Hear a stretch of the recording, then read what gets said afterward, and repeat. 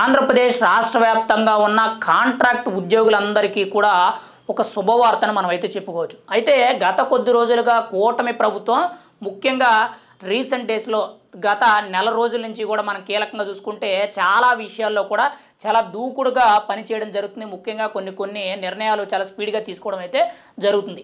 అయితే తాజాగా మనం చూసుకుంటే రాష్ట్ర వ్యాప్తంగా ఉన్న కాంట్రాక్ట్ ఉద్యోగులు అంటే అన్ని రంగాల్లో ఉన్న శాఖలకు సంబంధించిన కాంట్రాక్ట్ ఉద్యోగులు ఎవరైతే ఉన్నారో వాళ్ళందరికీ కూడా 2025 మార్చికి వాళ్ళ పదవి కాలం అనేది పూర్తవడం జరుగుతుంది. దాన్ని ఇంకొక ఏడాది పొడిగించడం అయితే జరిగింది.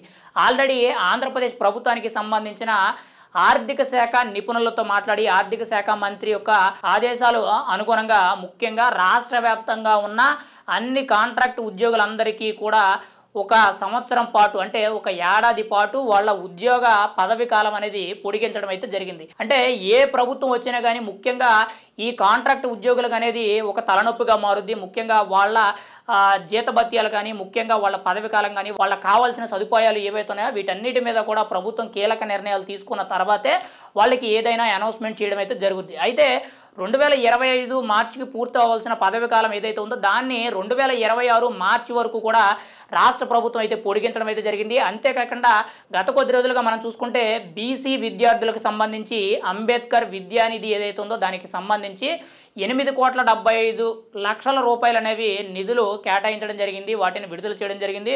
అండ్ నెక్స్ట్ ఇంకొక కీలక విషయం ఏంటంటే అమరావతిలో ముఖ్యంగా మెట్రో రైల్ ప్రాజెక్ట్ ఏదైతే ఉందో దానికి సంబంధించి 50 కోట్ల వరకు కూడా నిధులు కేటాయించడం జరిగింది. దానిలో భాగంగా 4 విడతలుగా ఈ అమౌంట్ అనేది విడుదల చేయడం ఆల్రెడీ మెట్రో పనులు కూడా పూర్తి స్థాయిలో ఒక్కొక్కటి కూడా అమలు చేయడం జరుగుతుంది.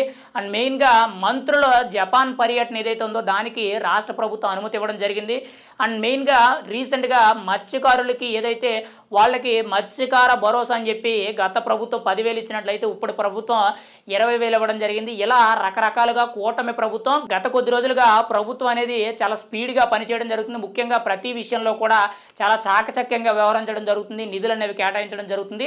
వాటిల్లో భాగంగానే తాజాగా చూసుకుంటే కాంట్రాక్ట్ ఉద్యోగులందరికీ కూడా ఒక శుభవార్త తెలిపే విధంగా ఇంకొక ఏడాది పాటు వాళ్ళ పదవి కాలాన్ని అయితే పొడిగించడం జరిగింది.